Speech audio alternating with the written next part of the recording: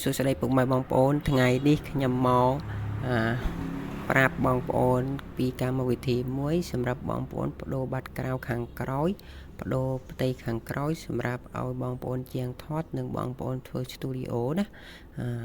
យើងមិនបាច់ចំណាយដើមទុនច្រើនទិញរបស់មកស្អាតស្អាងដើម្បីយើងថតមង្គលការឲ្យកូនកំឡោះកូនក្រមុំទេកម្មវិធីនេះវាអាចបដូរបាតក្រៅហើយស្អាតដូច 100% ម្ដងបងប្អូនហើយជាដំបូងបងប្អូនត្រូវតែចូលwebsite គឺសរសេរដូចខ្ញុំមកណាហើយយើងចុច enter មកចូលមកដល់នេះវាមាន5កម្មវិធីដែលយើងត្រូវប្រើគឺកម្មវិធីកែរូបភាពណាបងប្អូនមកនេះវាមិនមែនភាសាខ្មែរយើងអាចចែកចូលរូបភាពផែនទីណាយើងជ្រើសរើសភាសាខ្មែរមកហ្នឹងវាមាន5កម្មវិធីដែលសម្រាប់បងប្អូនប្រើមានកម្មវិធីជួសជុលរូបថតចាស់ឲ្យប្រើជាថ្មីវិញប៉ុន្តែក្នុងថ្ងៃនេះខ្ញុំប្រាប់បងប្អូនកម្មវិធីបដូរផ្ទៃខាងក្រោយសម្រាប់រូបភាពមង្គលការរូបភាពកូនក្មេងជាដើមដែលយើងចង់បដូរបាត់ក្រៅមិនថាចំពោះតែរូបភាពមង្គលការឬក៏រូបភាពកូនក្មេងទេឲ្យតែរូបភាពណាដែលបងប្អូនចង់បដូរគឺអាចបដូរបានទាំងអស់អញ្ចឹងយើងចូលមកដល់នេះវាឃើញថាមានបែបនេះកន្លែងហ្នឹងគឺកន្លែងដែលបងប្អូនជ្រើសរើសរូបភាពដើមដែលបងប្អូនចង់បដូរឥឡូវខ្ញុំចុចចូលខាងនេះឲ្យបងប្អូនមើលណាចឹងខ្ញុំជ្រើសរើសរូបភាពដែលខ្ញុំចង់បដូរឲ្យបងប្អូនមើលណារូបភាពណាទីនេះខ្ញុំជ្រើសមួយទៀតមកអានឹងយើងអាចបដូរម្ដងច្រើនរូបភាពក៏បានស្រេចតែបងប្អូនចង់បដូរប៉ុន្មានស្លឹកណាបងប្អូនណាអញ្ចឹងវាអាចគិតថ្លៃដែលបងប្អូនប្រើអស់$1ដូរដល់បាន20 30សន្លឹករូបថតឯណោះហើយរូបថតវាចេញមកច្បាស់ណាបងប្អូនវារហូតដល់ 5K យើងអាចយកទៅបោះពុម្ពរូបភាពធំបានបងប្អូនណាអញ្ចឹងហើយយើងមាន2រូបភាពដែលយើងចង់បដូរហើយមកដល់កន្លែងនេះយើងជ្រើសរើស model អញ្ចឹងយើងប្រើ Nano Banana Pro អញ្ចឹងជ្រើសមកហើយកន្លែងនេះយើងជ្រើសរើសទម្រង់រូបភាពបើថាយើងមិនដឹងថាទម្រង់រូបភាពរបស់យើងប៉ុណ្ណាយើងចុចមកសញ្ញាផ្នែកខាងនេះមកនេះគឺទម្រង់រូបភាពយើងគឺ2 3ឥឡូវយើងជ្រើសរើស2 3ណាបងប្អូនណាទម្រង់រូបភាព2 3ជ្រើស2 3មកហើយមកដល់កន្លែង mode ខាងនេះយើងជ្រើសរើស flat ហើយកន្លែងនេះមកយើងជ្រើសរើស 4K ដើម្បីឲ្យរូបភាពយើងចេញច្បាស់ស្អាតល្អអញ្ចឹងមួយរូបវាគិត700 credit ណាបងប្អូនណាអញ្ចឹងយើងបានរូបភាព2ដែលយើងចង់បដូរគឺកន្លែងនេះគឺកន្លែងដែលជ្រើសរើសផ្ទៃបាត់ក្រៅខាងក្រោយដែលយើងចង់បដូរឥឡូវខ្ញុំជ្រើសរើសផ្ទៃ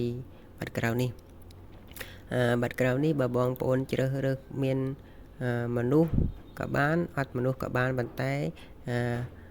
បងប្អូនជ្រើសរើសអត់មនុស្សវាប្រសើរជាងវាស្អាតជាងវាដូចជាងណាបងប្អូនណាឥឡូវយើងចុចមកកន្លែងកណ្ដាលនេះដើម្បីឲ្យវាវិភាគសរសេរព្រមឲ្យយើង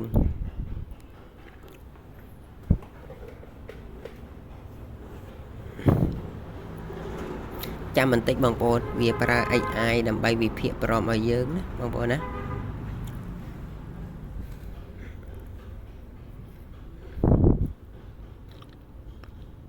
ឥឡូវវាវិភាគហើយបើបងប្អូនចង់ប្រើ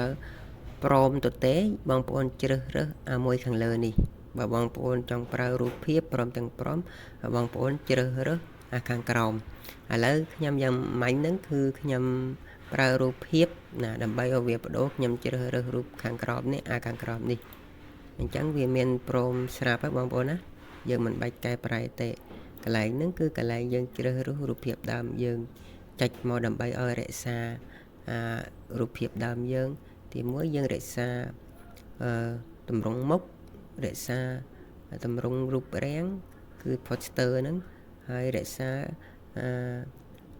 អាវខោរក្សា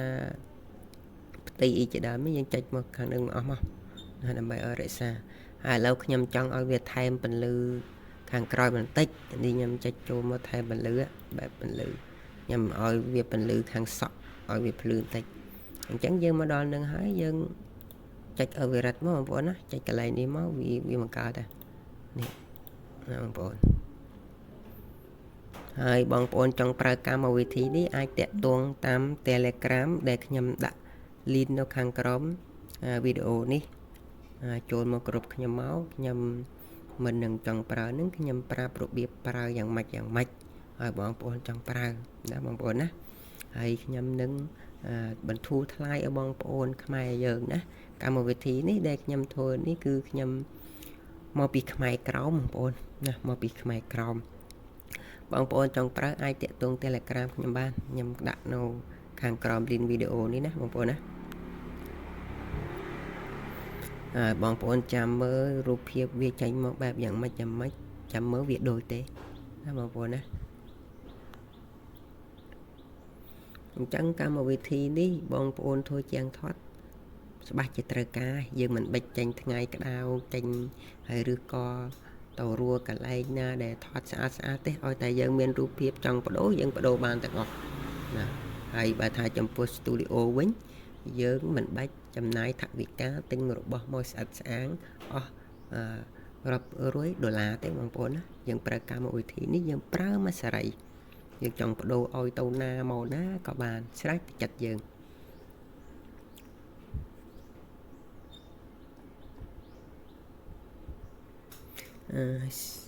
សេវាខ្ញុំវាសោយបន្តិចវាបង្កើតរូបភាពវាhơiយឺតបន្តិចបងប្អូន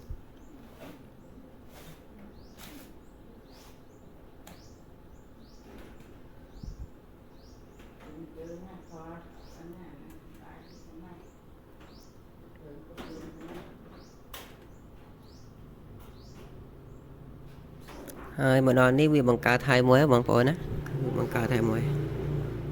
យើងចាំមើលមកវាអាចបដូរយ៉ាងម៉េចណា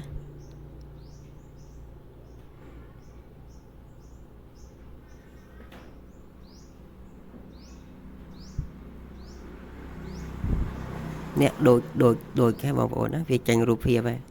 នេះខ្ញុំចុចឲ្យមើលណាស្អាតច្បាស់ល្អការរូបភាពដើមយើងដាក់ចូលមកវាអត់ច្បាស់ល្អទេដល់ពេលយើងកែមកវាបានរហូតដល់ 5K ណាបងប្អូននេះរូបច្បាស់ល្អដូចអីដូច 100% បងប្អូនណានេះហើយនៅណានៅអង្គរវត្តដែលយើងចង់បដូរនេះស្អាតហើយយើងអាចយកទៅបោះពុំជារូបធំបានបងប្អូនណាវាច្បាស់ល្អហើយនេះវាក៏វាបដូរហើយដែរបងប្អូននេះវាhơiខុសវាខុសរូបរាងបន្តិចយើងអាចបង្កើតឡើងវិញយើងចុចមកខាងនេះយើងបង្កើតឡើងវិញបានណាវាhơiខុសរូបដើមបន្តិចរូបរាងបើតាខុសយើងបង្កើតឡើងវិញបងប្អូនណានេះអានេះវាដូចរូបនេះអញ្ចឹងហើយសូមជម្រាបលាបងប្អូនណាបើចង់ប្រើកម្មវិធីនេះអាចតាក់ទង Telegram ខាងក្រោមវីដេអូនេះរបស់ខ្ញុំបាទ